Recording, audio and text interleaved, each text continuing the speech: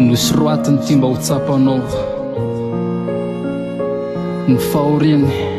ny fitsaliny Alsia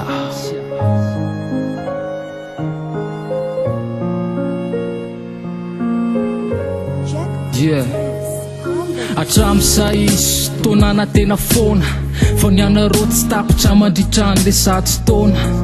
iaraka mandrakizay nefa tininao ny voatiny nareo atram'izay fa ianao lasany nanidina lasany kopakelatra fa izy navelanao rery ka tsy naetsika fa tafapetraka latsakaretina nefa ianao mba nantenainy hoe andray ny tanany dia mba hitantanazy am'izay mba lalakombany nefa indrisy fa ianao namarina ny akaty dia ranomasiny nanorika ny tavany dia isan'andro izy tsy mitsatra miantsanao mifinday hoe raha mbola eto an-tany dia tsy misy mahasolo anao fa ianao ihany tokanao ambony mandrakizay fa azavely tumanize azavely tumanize zavely tumanize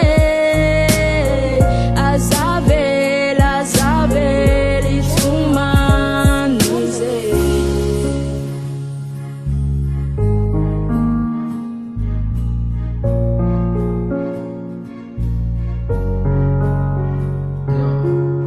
dia isan'andro tsy ahitana teny firy fa niratra ao am-pono no mangirifiry dia rehefa ao an-trano tsy mahatelina sakafo fa ny masony foana no mangano ano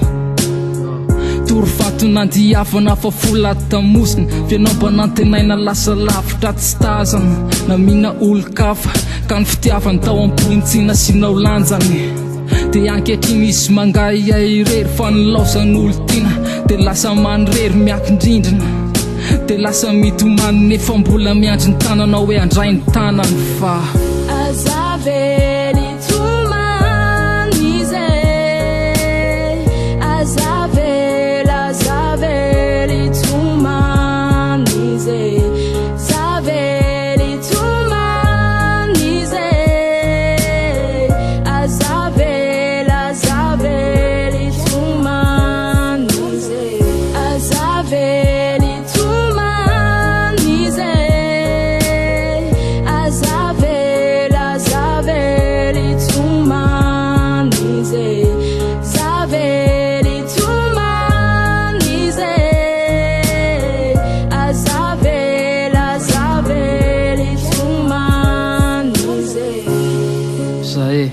tsy haiko na tsapanao hoe ahoana fa